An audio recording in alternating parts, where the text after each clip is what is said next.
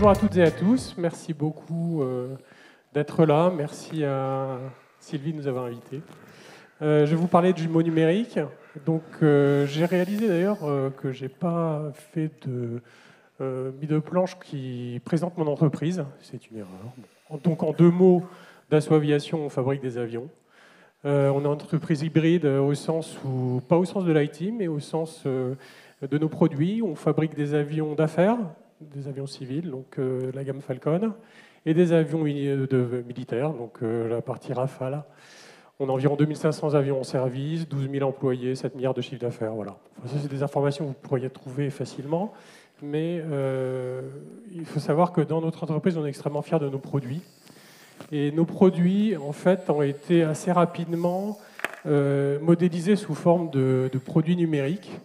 Donc, on a également un troisième jumeau, qui est le jumeau du produit, mais que je ne vais pas aborder aujourd'hui, qui est le jumeau de l'avion, qui finalement a pris naissance au XXe siècle, hein, ça fait un petit moment, génération B, je crois, qui ont inventé des systèmes type CATIA pour développer, dessiner et derrière mettre en place tous les services autour du produit lui-même. Mais ça, je n'en parlerai pas aujourd'hui. C'est quelque chose qui est bien intégré.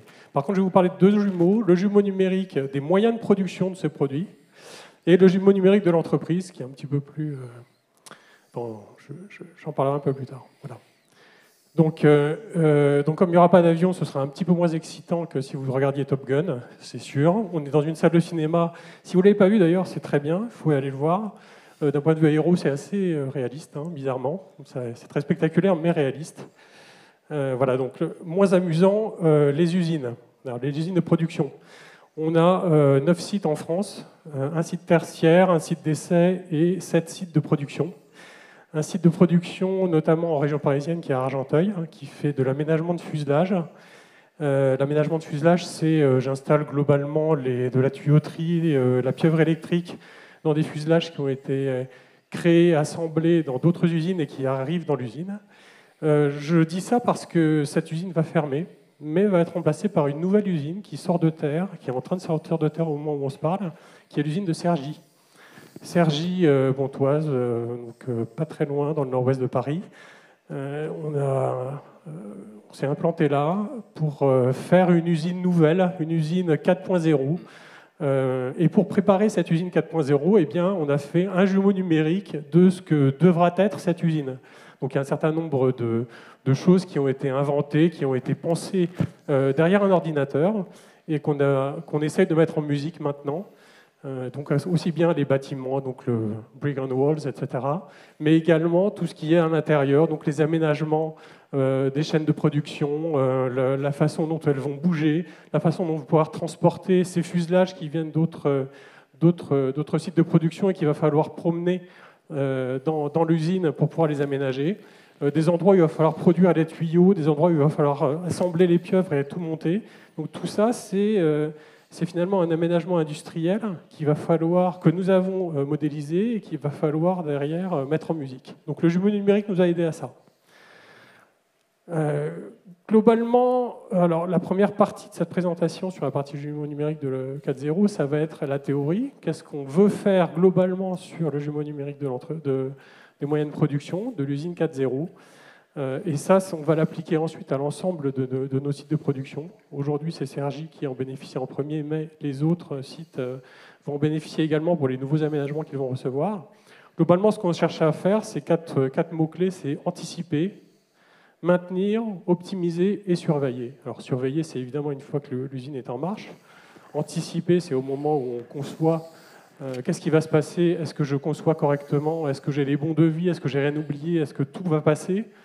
Maintenir, c'est maintien en condition opérationnelle des infrastructures de production fabrication, hein, pas de production IT, et optimiser ensuite la vie de l'usine et la façon dont elle évolue. Parce qu'on a des notions, vous verrez un peu plus tard, de transfert de charges parfois, qui nous obligent à démonter des chaînes de production et à les remonter dans d'autres usines. Donc c'est aussi une préoccupation qu'on essaie de traiter via le jumeau numérique de l'entreprise. Donc globalement, voilà, notre doctrine, c'est que le jumeau numérique, ça constitue un référentiel pour tout ce qui est usine 4.0. pour l'entreprise. C'est un langage commun qui permet de réunir les équipes, les métiers autour d'une même représentation numérique qui finalement parle à tout le monde et propose différents points de vue. Ça permet de valider les choix industriels, les choix d'architecture, ça permet de valider un certain nombre de points et finalement d'anticiper ce qui va se passer et d'aller vite ensuite. Une fois qu'on est d'accord, ça va vite et on fait l'usine et on la monte et en un an, on l'aura montée finalement. Donc ça se fait une démarche en 3 étapes. Il y a une démarche d'abord de modélisation qui est très importante puisque finalement, on a besoin d'ingénieurs de bâtiment, on a besoin de spécialistes de production, on a besoin de gens qui savent faire de la simulation de flux, on a besoin de toutes ces personnes. On leur met à disposition un certain nombre de logiciels qui leur permettent d'exprimer finalement leurs besoins de conception. Ils expriment ça, on récupère ça sous forme de fichiers informatiques qu'on met dans un endroit unique et finalement, ce jumeau numérique-là, c'est la réunion de toutes ces informations-là au sein d'un même système et d'un système unique qui, quelque part, va nous permettre ensuite de présenter la synthèse aux différents métiers pour qu'ils puissent, l'un, optimiser les bâtiments, l'autre, vérifier que l'UP, par exemple, tuyauterie, va bien fonctionner, etc., etc. La simulation de flux est essentielle parce qu'une usine statique, ça n'existe pas. En virtuel, ça peut exister, mais en vrai, ce n'est pas possible. Donc il faut envisager que les compagnons se déplacent, il faut envisager que des objets se déplacent, il faut envisager qu'on a des machines qui se déplacent elles-mêmes. On peut avoir des robots qui vont apporter des servis auprès des compagnons et qui vont apporter des éléments à monter sur l'avion. Donc c'est des choses qu'il faut simuler. Et évidemment, il ne faut pas qu'on se gourre. Une fois que c'est planté, c'est planté. Donc déplanter, replanter, c'est un enfer. Et enfin, une fois que tout cela est fait, eh bien, on a la capacité, en connectant via l'IoT notamment, d'avoir des connexions en temps réel avec les moyens et avec les hommes et les femmes qui vont travailler dans cet établissement. Et ça va nous permettre un certain nombre de choses qui va être finalement ce qu'on a appelé le jumeau numérique vivant, c'est-à-dire la possibilité de superviser le fonctionnement de l'usine, d'éventuellement trouver des optimisations à faire, d'anticiper des pannes. Enfin, bon, on a un certain nombre de scénarios qui peuvent être aussi un peu bateaux finalement dans le monde du 4.0, mais qu'on sera en capacité de mettre en place grâce à ce jumeau.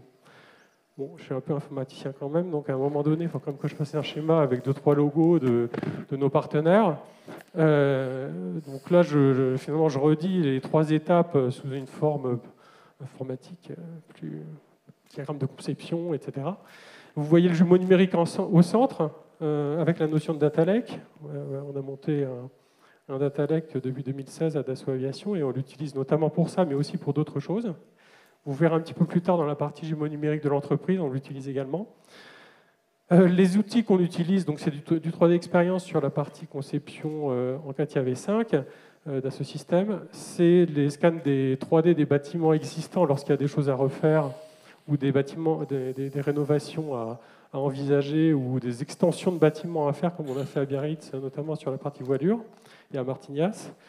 Et puis le logiciel Revit que tout le monde utilise pour le BIM, qui permet de générer ces données. Toutes ces données-là sont collectées, mises en place dans le jumeau numérique. Et ce jumeau numérique, ensuite, on permet, grâce à des algorithmes notamment de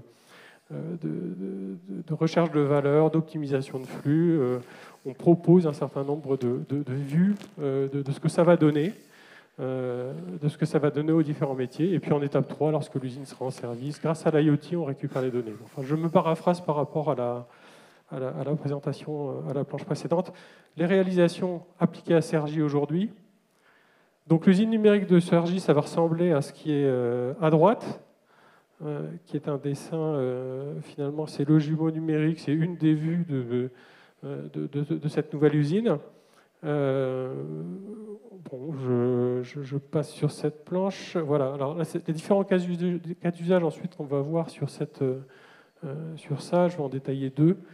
Donc les scénarios d'implantation, j'en ai parlé. Les missions de devis, ça c'est des choses qui sont importantes puisque le fait de modéliser en avance nous permet d'être certain que finalement il n'y aura pas de manquants. Les manquants chez nous, c'est quelque chose de... Comment dire, quand on parle manquant à quelqu'un qui travaille dans une usine de fabrication, ça lui hérisse les poils tout de suite parce que la hantise de ces personnes, c'est je suis au pied de l'avion, je dois monter des choses, et il y a un manquant. Il manque une vis, il manque un équipement, il manque quelque chose, je ne peux pas finir mon travail, je bloque la chaîne. Ça, c'est quelque chose qui est vraiment très ennuyeux pour nous, et de la même façon, lorsqu'on fait cette usine-là, où on va réaménager une chaîne, il faut bien être sûr de ce qu'on va faire, de ce qu'on va acquérir, de la façon dont ça sera implémenté. Donc c'est ça qui est ici signifié par émission de devis. La formation, ce qui permet... alors sur le jumeau numérique du produit, en fait, on a développé des approches originales de formation des techniciens de maintenance avec de la réalité virtuelle. Donc les gens se munissent d'un casque et on les fait voyager à l'intérieur d'un Falcon, un Rafale, pour leur permettre de les former à la dépose de tel équipement, de telle façon, etc., pour accéder à telle trappe, pour faire telle opération. Et ça permet finalement de le faire sans mobiliser un avion réel, qui est une pièce qui coûte très cher.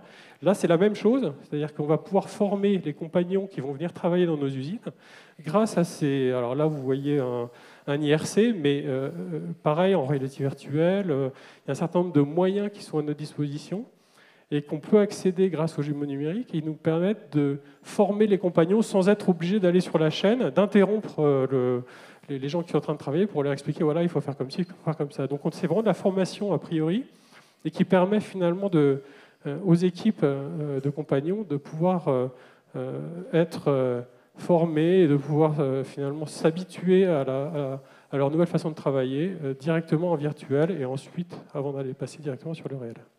L'hypervision, donc c'est ce que j'évoquais tout à l'heure, c'est sur la partie pilotage finalement du jumeau numérique vivant, qui nous permet de faire de la maintenance prédictive, de regarder, d'optimiser, d'éventuellement voir à quel stade en est la fabrication d'un avion donné. Les cycles de fabrication, il faut savoir que c'est quand même des cycles qu'on passe de 24 mois environ. Hein. Ce n'est pas une Twingo qui sort,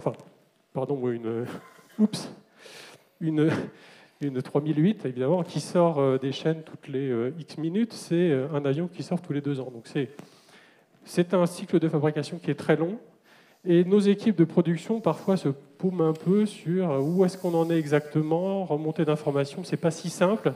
Donc ça nous aidera grandement à dire, voilà, tel numéro de série de tel avion, Rafale, Falcon, il en est là, et pour l'instant, il y a peut-être un manquant justement sur tel ou tel, mais on agit pour corriger, pour être en capacité de délivrer notre avion au client en temps et en heure comme c'était prévu. La notion de transfert, c'est ce que j'ai évoqué tout à l'heure, c'est les transferts d'activité. Il y a 2 planches ensuite que je ne vais pas recommenter, mais que vous pourrez regarder à tête reposée, et qui décrivent un petit peu plus en détail les 2 scénarios, notamment celui du transfert d'activité. Voilà. Je passe parce que le temps passe également. Les perspectives, quels sont les futurs cas d'usage, hein? Parce qu'aujourd'hui, l'usine n'est pas encore sortie complètement de terre. Les bâtiments seront prêts début d'année prochaine. Elle sera aménagée pendant l'année prochaine. Donc disons que fin d'année, entre octobre et décembre de 2023, finalement, l'usine sera opérationnelle. Nous, informatique, on commencera à y travailler dès janvier, parce qu'on est les premiers à y aller, hein, pour câbler, etc.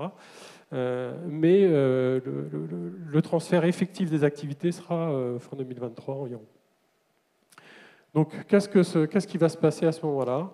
Eh bien, ce qu'on aimerait bien, c'est que ce pilotage temps réel de la fabrication qu'on espère tant, et la vue de Dieu, finalement, de qu'est-ce qui se passe pour un avion, elle soit tournée d'abord vers nos équipes, pour nous dire, voilà, où est-ce qu'on en est, qu'est-ce qui reste à faire, où sont les difficultés. Là où vous voyez sur la représentation, il y a un manquant, le fameux manquant. Il y a un manquant sur une pièce, le part number Tartemol, voilà, qui est représenté sur la maquette numérique, parce que la maquette numérique, on la voit directement. Donc on highlight en rouge l'endroit la pièce qui est manquante, et on permet finalement aux gens qui gèrent ce genre d'aléas de visualiser, de voir qu'est-ce qui va manquer, à quel endroit de la chaîne ça manque. Et puis, quelque part, on peut imaginer d'autres choses si on est connecté avec un système qui gère la supply chain, de voir où ça en est, est-ce que le fournisseur va nous fournir à temps, quand est-ce qu'il est prévu d'être fourni, est-ce qu'il est en difficulté lui-même, etc., etc. Donc, on peut imaginer d'autres scénarios en prolongeant cette idée finalement de jumeaux numériques vivants. on peut prolonger cette idée-là. Donc ça, c'est pour nos équipes internes, où on en est, qu'est-ce qu'on fait, comment on fait pour optimiser, arriver à temps, en heure et dans les coûts, mais également pour nos clients. Finalement, on peut aussi donner une vue pour nos clients un certain point de vue de ce jumeau numérique qui va représenter où est-ce qu'en est mon avion. Alors, j'ai acheté un Falcon, ça m'a coûté 50 millions de dollars, très bien, ok. Je vais attendre un certain temps pour l'avoir, très bien. J'aimerais bien savoir où il en est. Donc, je peux imaginer une application mobile, il s'y connecte, il regarde, et voilà, votre avion, on est à ce stade-là, il est dans telle usine. L'équivalent du suivi de livraison d'Amazon. Exactement, en fabrication. Alors, même plus poussé que ça, parce que finalement, Amazon vous dit c'est en cours de préparation, c'est en cours de livraison. Ouais, il y a eu un progrès récemment. Carabistouille. Oui, c'est pas mal, genre. Et il y a eu un progrès récemment où on clique dessus et on voit la carte de notre quartier, puis on voit le livreur qui se promène, qui a encore 15 livraisons à faire, puis 12, puis 11, puis 10, puis on descend en pyjama pour l'attendre. Et puis il attend, on attend, on se les gèle, on remonte. Non, finalement, il est là, on redescend. Bon. C'est un peu ça, mais là, c'est le parcours dans l'usine. Et donc, on peut aussi imaginer qu'au sein de l'usine, c'est intéressant de voir comment mon avion est fabriqué dans l'usine. Donc, je vais me promener au sein de l'usine et je vais voir où il en est du stade de fabrication. Avant, il est passé par telle et telle chaîne. Et puis, il y a des gens qui s'en occupent de telle et telle façon pour faire telle étape de fabrication. Et ensuite, il va faire ça. Et puis après, il va être expédié à Biarritz, et puis ensuite à Mérignac pour l'assemblage final, et ensuite faire ses essais en vol. Et il sera livré à tel moment. Voilà. Cette transparence est-elle dans la culture de fabricants d'avions de chasse, de matériel militaire? Pas tellement pour l'instant. On essaye d'imaginer les choses qui nous permettraient d'être plus attractifs et de proposer des solutions un peu originales par rapport à nos concurrents. C'est vrai que là-dessus, c'est-à-dire que sur l'ensemble des autres produits, c'est devenu tellement une banalité que finalement l'appliquer chez nous, ça a l'air simple comme ça, mais c'est pas si simple. Et finalement, au travers d'un jumeau numérique, on peut le faire. On sent la capacité de le faire. Donc ça peut exciter la clientèle des jets privés. Oui, par exemple. D'avoir leur application quasiment sur mesure et de pouvoir montrer sur leur yacht le niveau d'avancée de fabrication de leur jet. Tout à fait. Et si par hasard, ils passent à proximité de l'une de nos usines, ils peuvent prendre rendez-vous pour aller visiter l'endroit et voir leur fuselage en train d'être aménagé, construit, etc., etc. Pourquoi pas? Donc ça, c'est des possibilités que nous ouvre ce jeu numérique, mais il faut être ensuite inventif, parce qu'il y a des tas d'autres choses possibles.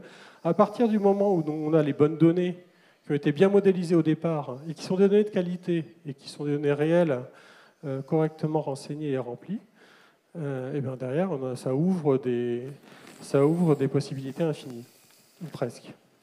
Et d'ailleurs, le jumeau numérique de l'entreprise, c'est un peu la même chose. Alors, l'approche Model-Based System Engineering, c'est une approche chez nous qui est commune, je pense, chez les industriels qui fabriquent des objets un peu complexes et qui ont des systèmes embarqués un peu complexes. Donc, l'avion en fait partie, les bateaux, etc., les voitures. Quelque part, c'est une approche où on doit modéliser les exigences. Donc, qu'est-ce qu'on veut faire au départ? Ensuite, on décline finalement dans des systèmes informatiques une conception qui est de plus en plus raffinée. Et des conceptions qui vont jusqu'à la logique, où on a pareil, ce ne sont pas des simulations de flux, mais finalement, on fait passer des courants électriques qu'on simule au travers de composants, on voit quelles sont leurs réponses étant donné leurs spécifications d'origine. Et ensuite, on passe au physique, où on fabrique et on assemble, on teste, on vérifie la qualité, etc. Donc ça, c'est l'approche Model-Based System Engineering qui est basée quand même sur la modélisation fine des éléments et des exigences. Donc là, pour l'organisation, finalement, qu'est-ce qu'on veut faire? On veut appliquer ce genre de principe-là pour modéliser l'entreprise, son organisation, ses processus, les produits, les objets qu'elle manipule. Si je transpose ça dans le domaine de l'IT, par exemple, on peut imaginer une CMDB++, c'est-à-dire quelque chose qui permet de modéliser le système d'information, la façon dont il est constitué, ses interactions, ses caractéristiques propres. Une CMDB vivante, si je reprends le terme du jumeau numérique vivant, qui permet de piloter finalement la santé du système d'information en live. Là, ce qu'on veut faire, c'est au niveau de l'entreprise. Alors, c'est ambitieux, c'est sûr. On va y aller par morceaux. On va focaliser sur certaines choses. En premier, on travaille en étroite collaboration avec les métiers, parce que ce sont leurs objets quand même. Ce n'est pas l'informatique. Nous, on est juste là pour proposer une démarche, des outils, et quelque part en tirer ensuite, aider les métiers à en tirer de la valeur. Mais là, on travaille avec les métiers. Et ce qu'on fait, c'est qu'on modélise une organisation donnée, la façon dont elle fonctionne, ce qu'elle produit, ce qu'elle attend en entrée, ce qu'elle va produire en sortie, et puis les moyens qu'elle a à disposition pour pouvoir le faire. Et ça va nous permettre finalement à un moment donné d'identifier que dans la modélisation en question, il y a peut-être des endroits où ça manque de continuité. C'est-à-dire que dans un certain métier, on parle d'un objet et on l'appelle d'une certaine façon. Dans un autre métier, on parle du même objet, mais on l'appelle différemment. Et nous, informaticiens, quand on essaie de faire le lien entre les deux, c'est l'enfer. On ne sait pas dire. On ne sait pas dire que tel objet, c'est égal à tel objet. On est obligé de faire ce lien-là. Donc cette continuité numérique-là, qui est essentielle, si on ne lie pas les données entre elles, on n'en tire pas la valeur, ça c'est clair. Ce genre de modélisation nous permet de mettre en évidence les endroits où il faut faire ces efforts de numérisation et de continuité numérique. Donc derrière, on peut en déduire plein de choses. Et une fois qu'on l'a fait, on peut déduire ce qu'on appelle chez nous des cockpits de pilotage, donc qui sont plutôt à destination d'équipes, qui vont piloter leurs activités propres, ou carrément des tours de contrôle, ce qu'on appelle des tours de contrôle, c'est un petit peu galvaudé, mais enfin, qui permettent de prendre des décisions de haut niveau et qui permettent de présenter à des décideurs la vue de l'entreprise, comment elle fonctionne, comment elle a fonctionné, et puis des what if, c'est-à-dire comment elle pourrait fonctionner suivant certains scénarios. Ça, c'est les tours de contrôle. Voilà, donc ça c'est notre ambition autour de la modélisation, donc le jumeau numérique de l'entreprise. Et puis ça nous permettra au passage d'identifier des endroits où on a des technos vieillissantes qu'il va falloir désengager par exemple, des endroits où ils sont mal numérisés dans l'entreprise, donc il va falloir entreprendre des projets de numérisation, etc., autour de notre logiciel structurant. J'en finis pour être à l'heure. Les conclusions, donc continuité numérique par des données justes, c'est important d'avoir cette notion de données référentielles. Un même objet de l'entreprise peut être vu comme une donnée référentielle par plusieurs métiers différents, dans plusieurs référentiels différents. Je pense qu'on a tous vu ça. Il est important de se dire, mais non, mais en fait, il y a bien un référentiel qui détient cette donnée et je propose plusieurs points de vue sur cette donnée-là aux différents métiers. Ensuite, elles doivent être liées entre elles.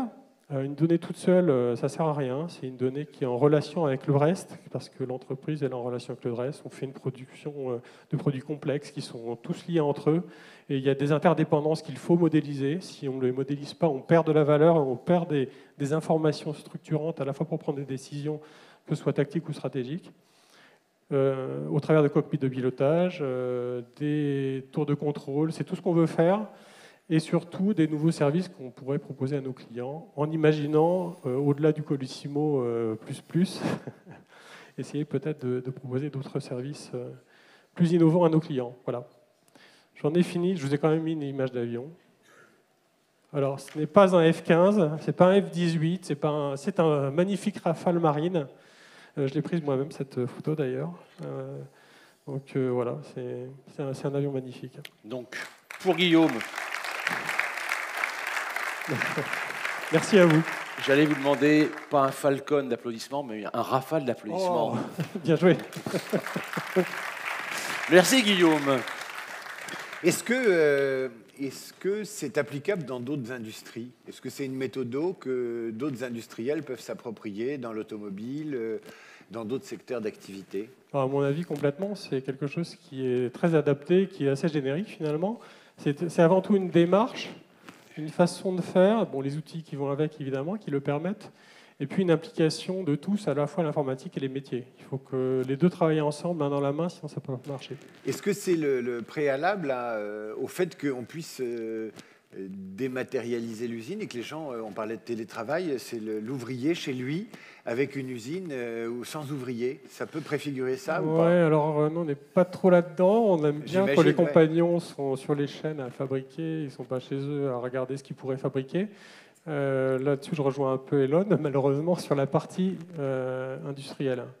Après, on peut imaginer effectivement demain de la robotisation un peu plus poussée et finalement l'humain placé en contrôleur et puis en résolution de problèmes s'il y a des incidents. Mais bon, nous, on n'en est pas là du tout. Ce sera peut-être l'usine 6.0, 7.0, je ne sais. Mais, voilà. Mais ça pourrait préfigurer, effectivement, en tout cas, un changement dans les façons de gérer les équipes de production dans les usines. C'est possible. L'essence, une fois de plus, précède l'existence. Hein. Voilà. Merci Guillaume. Merci à vous. Guillaume.